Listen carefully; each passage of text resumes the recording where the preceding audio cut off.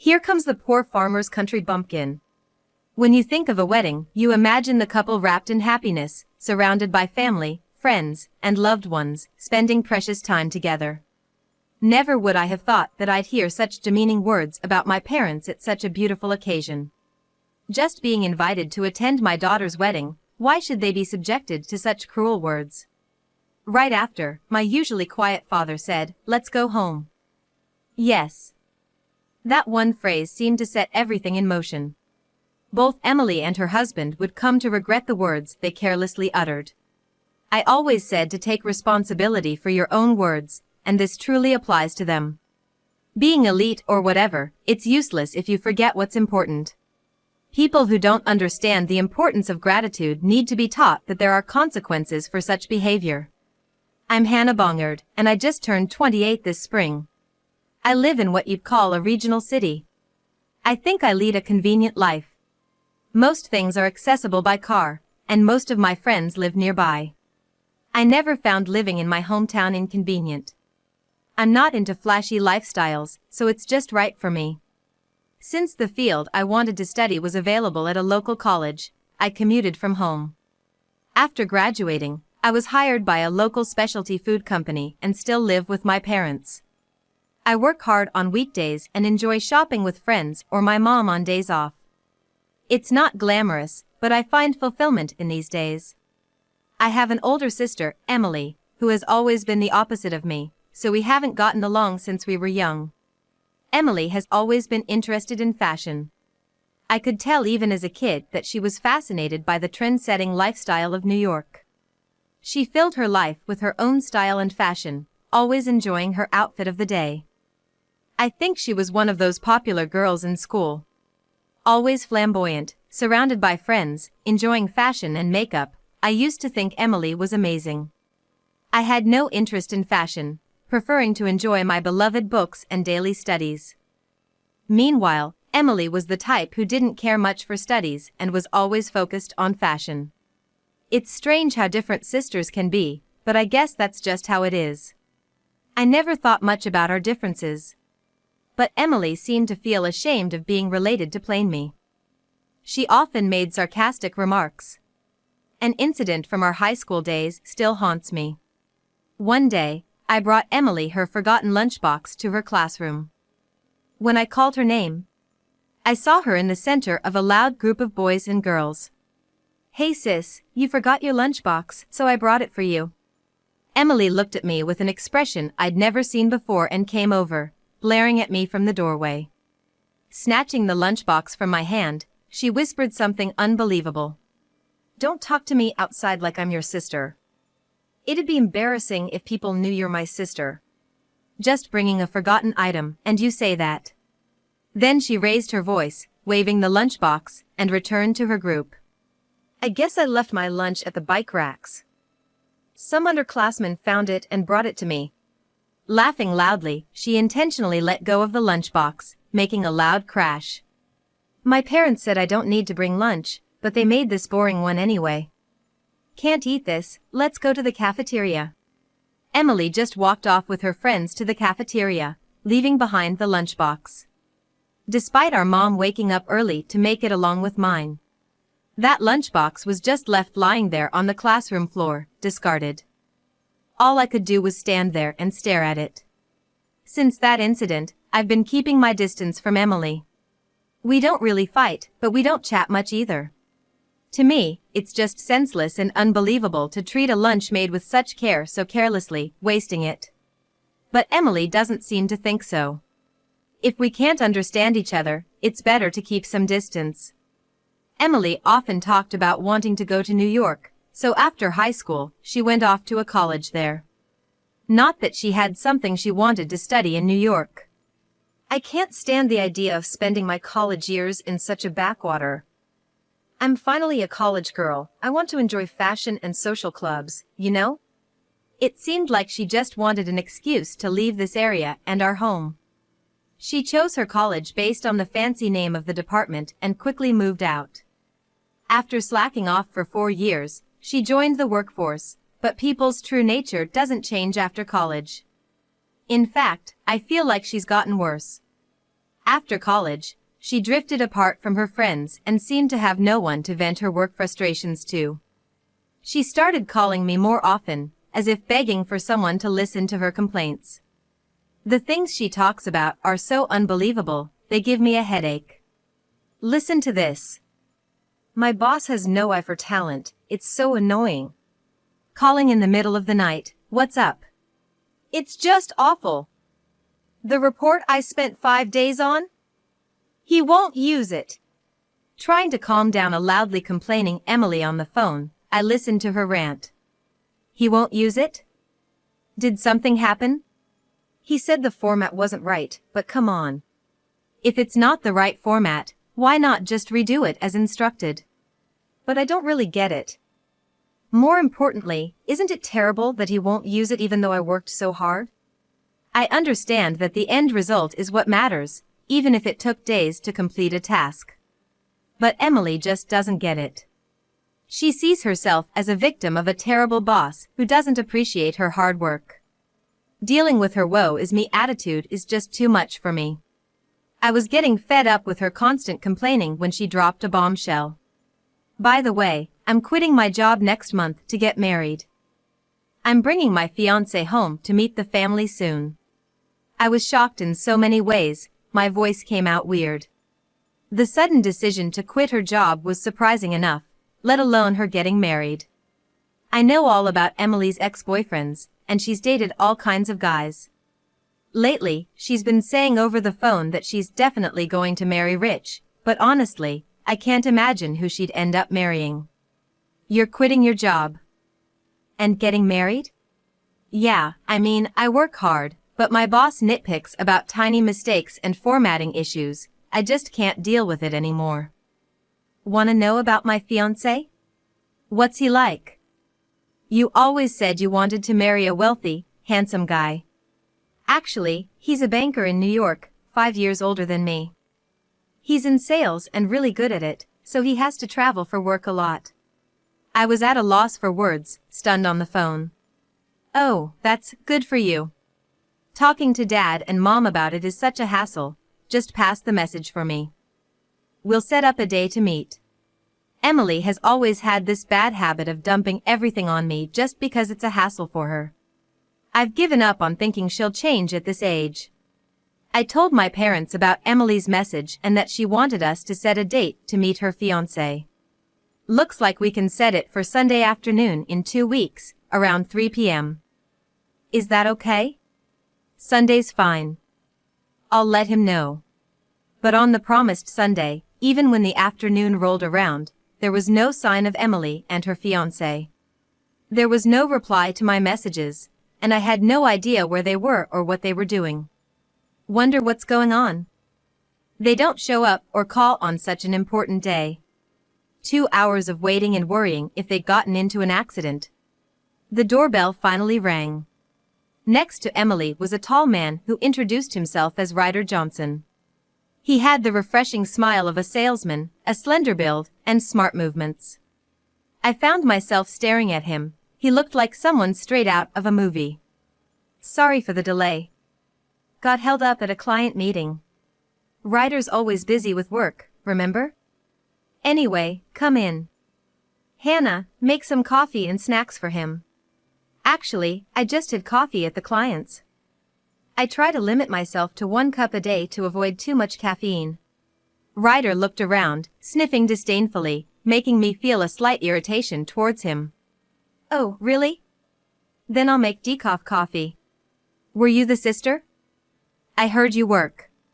I'm Hannah, Emily's sister. I work in an office at a local specialty food company. Oh, that place. Everyone knows too much caffeine affects your daily performance, right?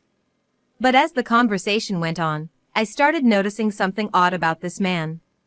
Everything he said seemed to irk me. He appeared self-absorbed, almost as if he was looking down on others. There was a disconcerting feeling while talking to him. And most importantly, I noticed right away that he lacked any words of gratitude or apology. Here's your coffee and snacks. This is decaf. Oh, right. Hey, isn't this cake from that department store's limited edition?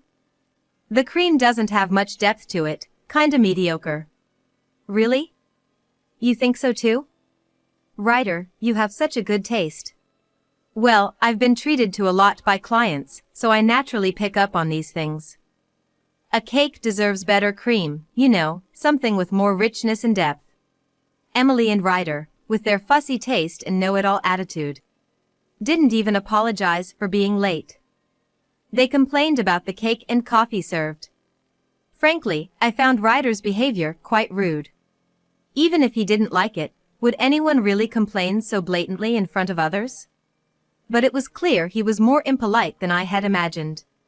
This became evident when my parents met Ryder, who seemed to have just come from working in the field and had some dirt on his clothes. Thanks for coming all this way. I'm Emily's father. Oh, hi. Ryder glanced at my dad and immediately frowned. Sensing this, Emily started to scold my father. Wait, you're dressed like that for an engagement meeting? Well, I guess this is the best outfit your dad could manage. After all, we're in the countryside, not much variety in clothes. That's true. Not many places to shop around here, and sophisticated fashion is hard to come by. I was furious at their exchange. I wanted to retort immediately. But my parents, either oblivious to or ignoring Ryder and Emily's sarcasm, continued the conversation with smiles. So, Ryder, you're planning to marry Emily? Yes, I'd like to marry Emily. That's why I'm here. That's wonderful. Emily, you've found such a fantastic man. Well, at my level, it's gotta be someone like Ryder to balance things out, you know? Emily replied, puffing up her nose. I had to bite my tongue at her words and continued listening as a member of the family. So, where will you two live after getting married? We're not sure yet. Ryder's so good at his job, he's always in demand at different branches. There's even talk of a promotion coming up. I'm being recognized for my performance in loan operations, even getting an award soon. I thought Emily could join the celebration as my wife. That's impressive. Quite the achiever, aren't you? My dad laughed heartily, drinking his tea, and my mom couldn't contain her excitement. Honestly, I didn't know what to do and just sipped my tea, which seemed tasteless, trying to process everything. As we talked, the topic shifted to their wedding plans. Are you two planning a wedding ceremony? Of course, we're planning to have it at a famous hotel in New York. I happen to know the manager of a hotel in New York, so we're thinking of getting him to arrange the wedding. Wow, that sounds exciting. I can't wait for the wedding. Emily and Ryder exchanged glances with sour expressions, as if they had just swallowed a bitter pill. Wait, you're coming to the wedding? A wedding is a place to express gratitude to those who have supported you and to declare your commitment to the future. Yet, I couldn't believe it when I heard that Emily didn't want our parents, her own family, to attend. Dad pretended not to hear and continued the conversation. In New York, huh? I've got farm work around that time. But maybe I can hire some help? Yeah, it's our busy season. We should arrange for help early. If we arrange for help now, we should be able to go. Haven't been to New York in decades.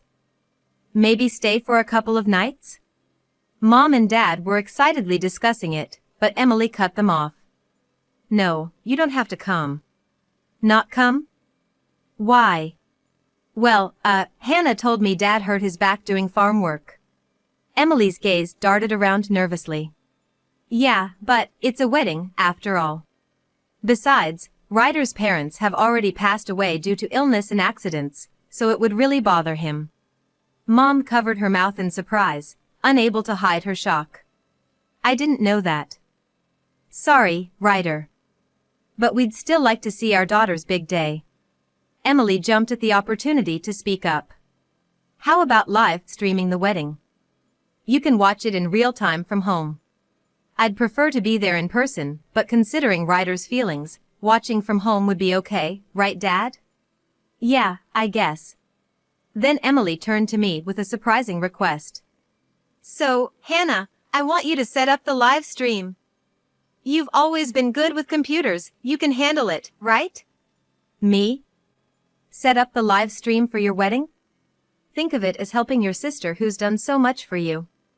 I wanted to question what exactly she had done for me, but I had a feeling refusing would lead to more trouble later. It wasn't impossible, so I reluctantly agreed. Okay, I'll take care of the live streaming. How many people are you expecting to watch? About 500, I guess. Ryder has a lot of work contacts, and it's hard to narrow down. He's well respected. Not just my current colleagues, but people from all over want to see my wedding. We've already cut down the list. I stood up, glancing at Emily and Ryder as they bragged. I'll talk to the venue and set things up. After that, Emily and I communicated more about the online wedding. With 500 guests, there was a lot to prepare, and it wasn't easy. I had to interact with Emily and Ryder during the preparations, but something kept bothering me. They seemed to mock me and our parents in their remarks. It felt like having a fishbone stuck in my throat, irritating and unsettling. I can't imagine spending my life just working on a farm. It's a job that doesn't require much thinking. Just physical labor. Working from dawn till dusk, covered in mud? That's pathetic. As the eldest daughter, I'd be troubled if they expected me to take over. And I definitely wouldn't want a family covered in mud. They spoke without any knowledge or respect for our parents. I knew from the meetings, but our parents had no idea Emily and Ryder thought this way. In fact, our parents always say how glad they are that Emily is marrying such a wonderful person, so they must truly believe it from the bottom of their hearts. I understood my parents' desire to see Emily's wedding. I once boldly asked Emily about letting our parents attend. Hey, about the wedding. What if we have relatives attend online, but just let mom and dad see it in person? They're really looking forward to seeing your big day. In person? At the wedding venue? Yeah. They always talk about your wedding at home. I know it's tough for Ryder, but can't we arrange just 2 seats for them? Then, Emily burst into laughter and said something unbelievable. No way. Ryder's parents and relatives are all coming, of course. What? But you said they were gone due to an accident or illness. Can't believe you fell for that. I had to say that because our parents were there. I couldn't believe my ears. Was Emily implying she didn't want our parents at the wedding? But it's a wedding, right? Isn't it a time to show gratitude to your parents? Having our plain, country-style parents at a fancy hotel would be so out of place. Besides, they'd be there as my parents. It would be embarrassing if people knew they were my family. So you were lying when you said Ryder's family wasn't around? Of course, it was a lie. Ryder's parents and relatives are all coming. I was shocked to hear Emily laughing on the other end of the phone. His parents and relatives, what do you mean? Ryder's parents are company presidents, sophisticated and elegant. I can't have them in the same room as our parents. It's just not right. So, you're intentionally not inviting our parents just for that reason? Having a president's family and some farmers together would be ridiculous. Anyway, I told them Ryder's parents were gone, so let's just stick with that. I ended the call with Emily, feeling angry and frustrated. Later, I continued to coordinate with Emily for the wedding. Then, one day, Emily and Ryder called me. Hey, what's up? I just wanted to tell you about the wedding. We've arranged seats for our parents, so please let them know. Really? They'll be so happy. Did you arrange this? Well, yes. After some consideration, we managed to make it possible for them to come. I was pleased to see Emily could be considerate when she wanted to. Thank you. Emily, Ryder, you must have gone through a lot to arrange this. Mom and Dad will be thrilled. But, can we get everything ready in time? Don't worry about that. We'll take care of the arrangements. Just tell them to come without bringing anything. I was surprised to see Emily being so well prepared. Emily always had this belief that others would sort things out for her. It was surprising to hear her say, Just prepare yourself and come over, that's all you need to do. Got it. I'll let Mom and Dad know. You sure we don't need to bring anything? Well, I thought it would be too much to ask you to prepare everything at the last minute. Just come to the venue and you'll see. After hanging up, I immediately told my parents they could go to the wedding without worrying about preparations. They were overjoyed, almost jumping with happiness. Ryder must have a lot on his mind. We're grateful. It's nice to see Emily marrying into a family that understands people's feelings. It's common for parents attending weddings to rent their outfits and accessories. Knowing this, I wasn't surprised when Emily said to come empty-handed.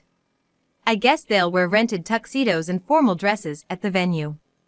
I arrived at the venue early to set up for the live stream. While I was arranging the cameras and equipment, my parents arrived. I heard laughter when they appeared on the computer screen. Look at those country bumpkins from a poor farm showing up here. Wow, they really came with nothing. They don't belong in a place like this. How clueless can you get? In their dressing room, Emily and Ryder started mocking my parents too. Spreading their country stink all over this elegant place, aren't they ashamed? While my parents were getting ready, Emily and Ryder didn't stop their hurtful comments. It's unbelievable that they invited their parents to their wedding only to insult them for coming. I felt sorry for my parents, but I couldn't just celebrate Emily and Ryder's marriage without addressing this. I took the remote and pressed a button. Suddenly, their conversation in the dressing room was broadcasted through the loudspeakers throughout the venue. I also started the video on the computer. By pressing this button, the online wedding stream began. Emily and Ryder never expected it to be pressed before the actual ceremony. Their insults and cruel laughter echoed in the hall. The dressing room was soundproof, so they had no idea what was happening outside. Their offensive words continued to play for a while around the venue. Those who arrived early or were connected online for the ceremony must have been shocked. Hearing such harsh words from a bride in a beautiful white dress is unbearable. My parents finished their preparations quickly and were waiting near the venue, hearing every word. My usually quiet father stood up and said, "Let's go home." Okay. My mother agreed, and they left the venue expressionlessly. Following their lead, other guests began to leave too. My parents were seen talking with people who seemed to be Ryder's parents. Inside the waiting room, Emily and Ryder were clueless about the reactions of my parents and the guests, which was ironically funny. The wedding staff rushed to Emily and Ryder, but it was too late. The venue was almost empty, with many noticeable vacant seats. What's going on here? Why is everyone gone? This is crazy, right? The only crazy thing here is what you've done. They turned to me, startled. Did you do something weird?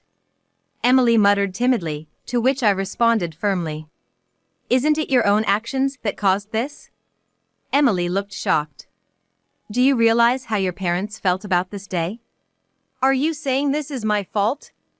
Emily glared at me angrily.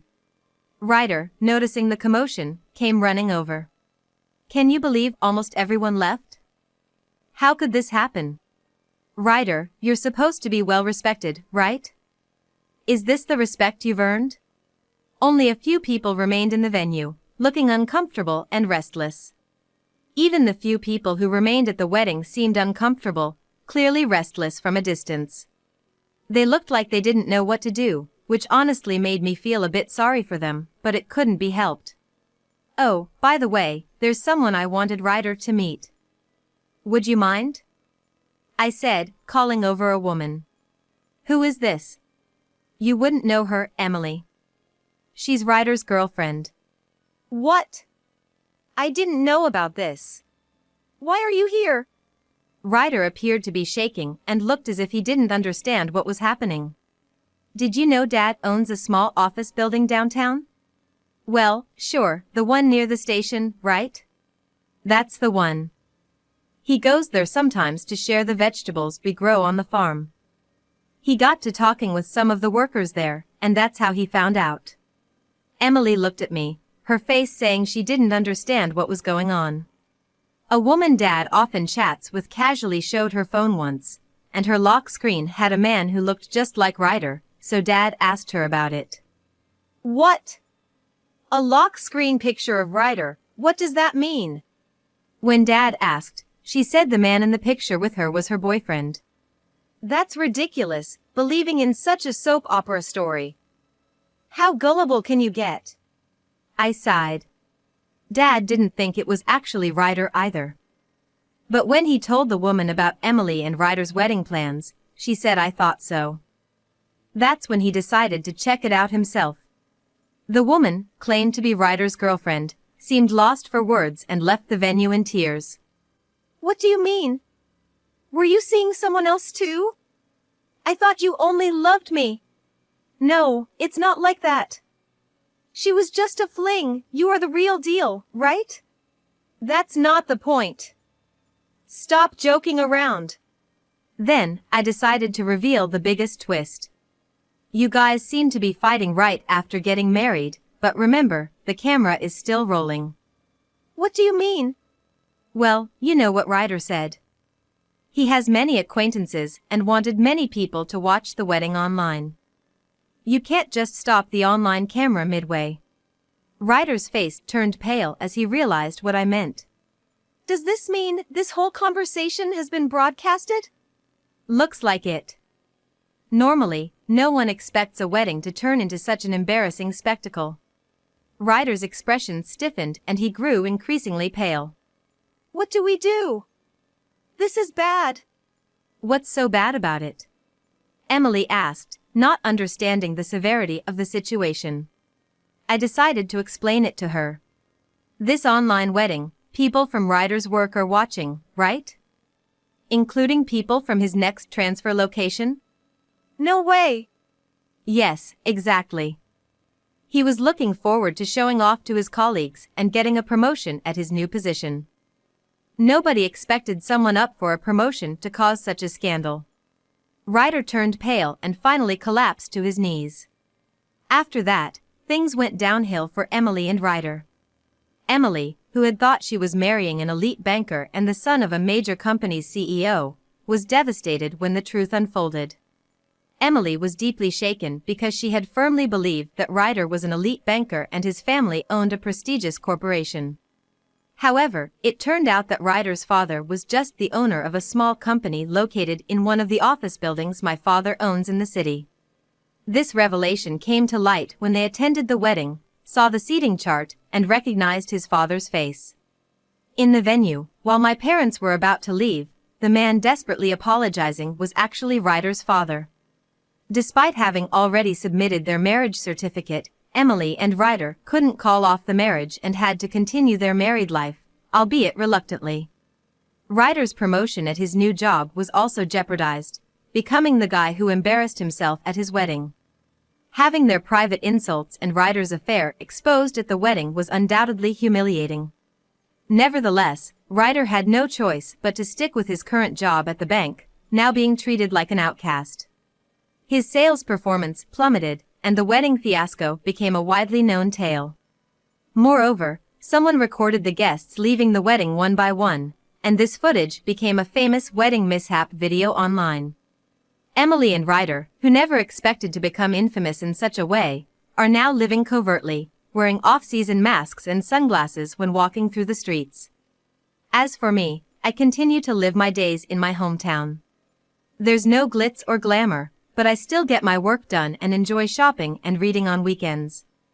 There are joys in a lifestyle that fits me well, and I feel that this is not so bad. I've also experienced a fresh start in my life. I've been getting along well with a salesperson who joined our company mid-year. He may not have outstanding academic achievements or career milestones, but his constant thoughtfulness for me is evident.